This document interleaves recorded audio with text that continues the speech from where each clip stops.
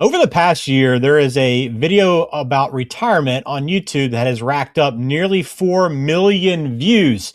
The title is Sell These Five Things Before You Retire. So we thought it was worth the conversation, really not to tear it apart, but really get Ryan's thoughts on, hey, do you agree? Is this how you see it play out in your offices at Black Oak Asset Management? How much credence should we lend these different items on this list? So we'll talk through it today, get Ryan's opinion. That's all coming up.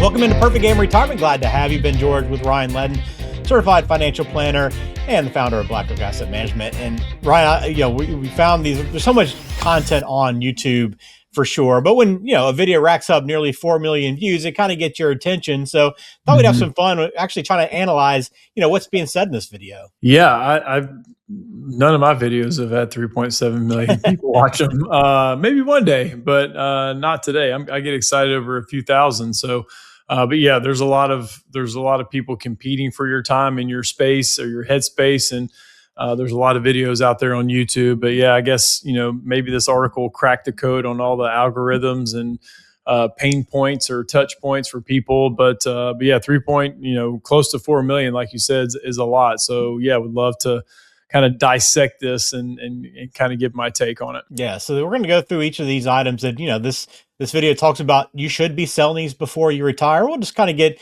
Ryan's thoughts on whether or not he agrees, his takeaways, is there anything from your experience with clients that maybe you've learned along the way, and really just get your honest opinion on each of these, Ryan. So Ryan, let's start with the oversized house, because I know a lot of people, right, they raise a family, they have a bigger home, and then once kids move out, you don't need that much home. There's a lot of upkeep, a lot of expenses along with it. So they talk about, hey, this is a good time to sell that, really free up some equity, right? Because there's a lot of equity tied up in the home. Opens up maybe a lot of opportunities too with lifestyle. So where do you stand on selling an oversized house? How important is it to get rid of this maybe big asset before retirement? Yeah, I mean, it's on the surface, yeah, it seems correct, and it may be. With people that we have worked with, I think their biggest dilemma is, the house is too big, so to speak, and the upkeep is there, the yard's too big, or whatever the reasoning. But then they try to find something on the other end. But yeah, maybe they have appreciation in their house and they can take those profits and buy something else. But it just seems to be on the back end right now. The other side, the other purchase doesn't seem to be exactly what they thought in their head. They're just taking all their proceeds and buying this, and they'll have a few $100,000 left over that they can invest or put in savings. And then they have this other house, but it just seems like people aren't getting as much as they thought on the other end. So maybe it is less upkeep and it's okay. But I've had several personal clients that are like, yeah, I wish I hadn't sold my house, or we're looking, but we can't find what we want. If we do find something we want, it's way too far off the beaten path. So it's kind of a weird housing market dilemma right now. And I think that depends on what area of the world that you live in. I'm obviously talking about Metro Atlanta, mainly kind of North Atlanta and up. It's just difficult to find exactly what they want on the other side because the price points are too expensive. I mean, I drive up and down to work every single day, and I see what these neighborhoods are starting out at. And I'm looking at the house.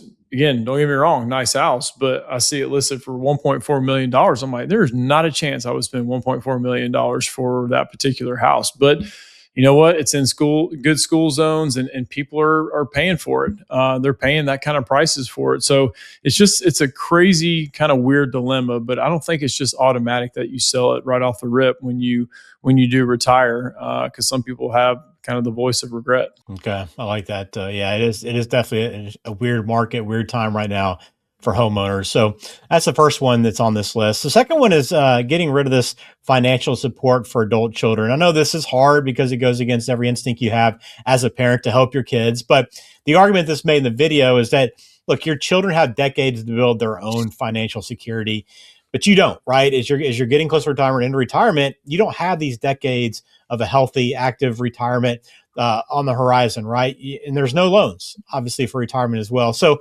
where do you stand on this, Ryan? And at what point do you start telling your clients, hey, it is time to maybe cut off that financial support. Yeah, I 1000% agree with this one.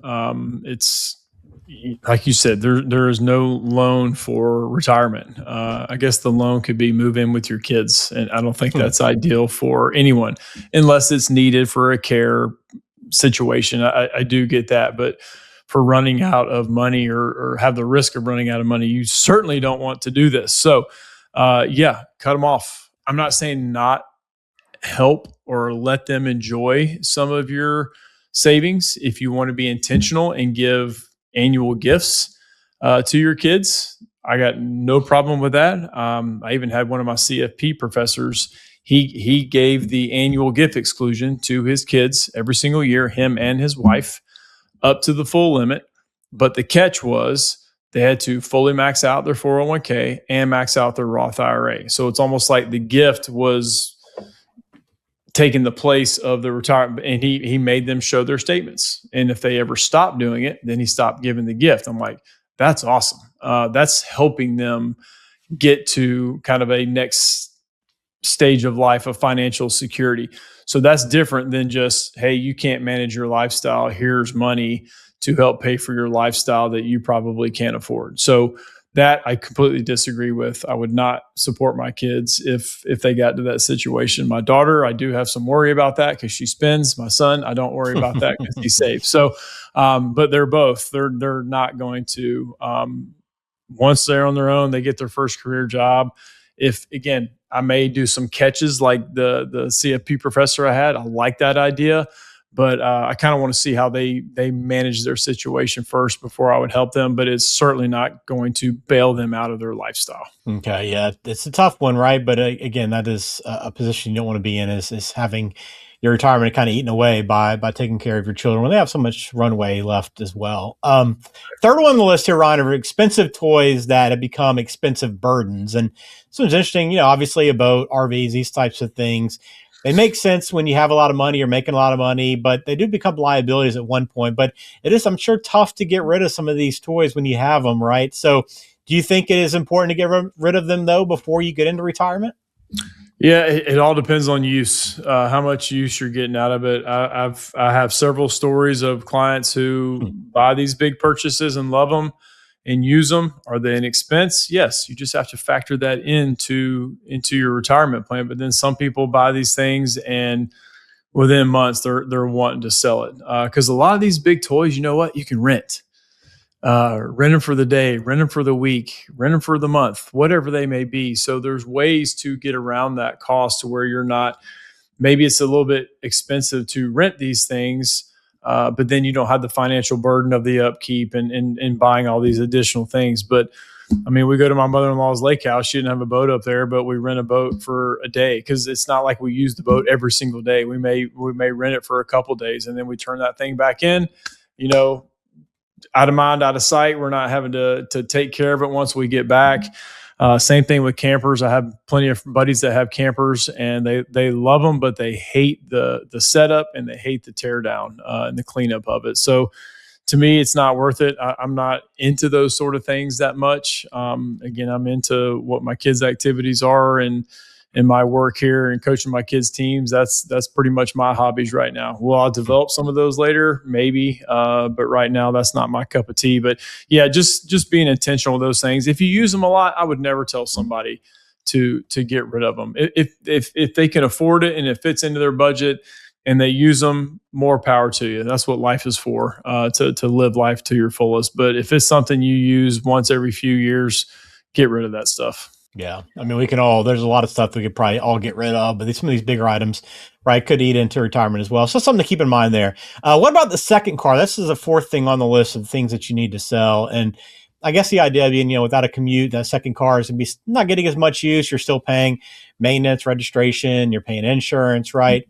Where do you stand on this one? This seems like it may be a little bit of a stretch, in my opinion, just seeing on the surface. But do you think it's worth having a discussion about it? Yeah, maybe. I think this one's maybe the one that I'm like, I'm kind of like whatever on this. I get it. Cars are expensive as crap now. Obviously, currently speaking, gas prices are a good bit higher, so that can be expensive. But I mean, still having a second car. I mean, think about when you got to get like oil changes or something happens to your car. Like So to me, having a second vehicle like that is not a deal breaker when you get to retirement. Hopefully, the people that we're working with, it's not like a large financial constraint to have one. So to me, the second car, not really a big deal. Okay.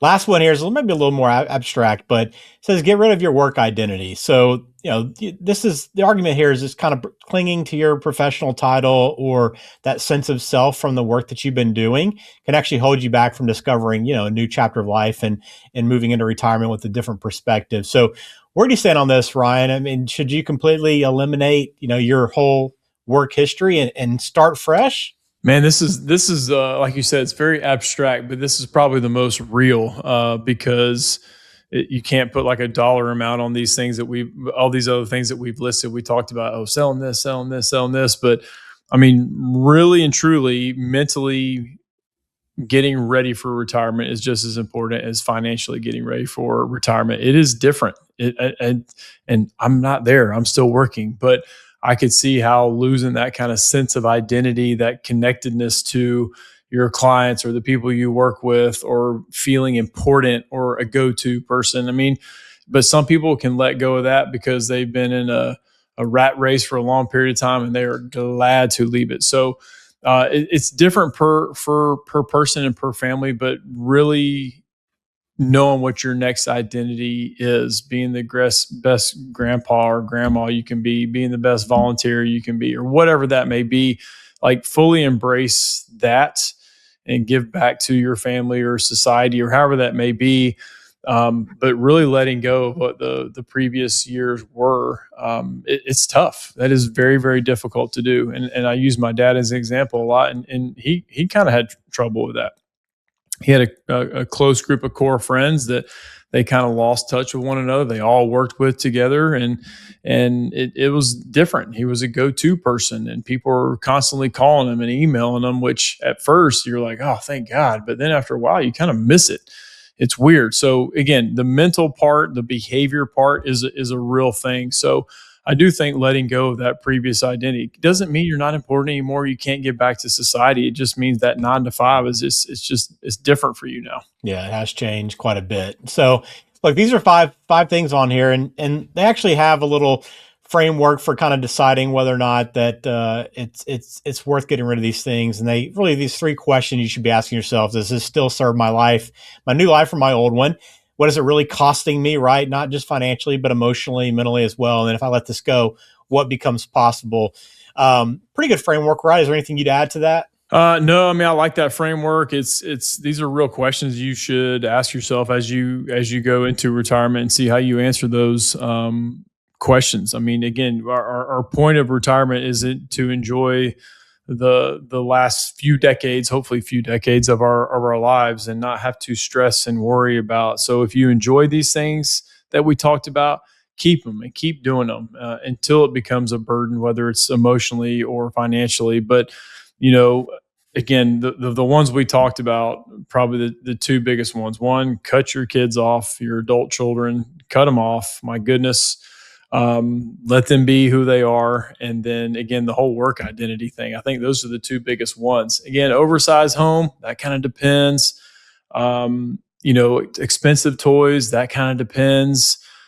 Second car, again, that's probably my least kind of concerning one of this article that we have. But yeah, those framework questions are good to ask yourself and see where you really stand on these things. Yeah, absolutely. And I think maybe the biggest point here is that this obviously connected with a lot of people, and I think retirement is about having those discussions about, hey, not what you've been able to accumulate, but what are you willing to let go of? And that's always worth thinking about, no matter where you are in the journey as well. There's always some things we can let go of to put us in a better position, but some things to think about. So again, if you haven't begun planning or having these conversations as well and need somebody to talk to about it, go to speakwithryan.com and take Ryan up on the opportunity to have that initial meeting and just a conversation about where you stand and kind of what's on your mind, what your goals are, what are some of your concerns as well, and start that planning process. So interesting video as well. Maybe we'll hit one that gets 3 million plus, Ryan, at some point. They'll be breaking down what we have to say. But until then, please subscribe. We appreciate that support as always, and we'd love to hear from you if you have a comment as well. But thanks for being a part of Perfect Game Retirement. We'll talk to you on the next video.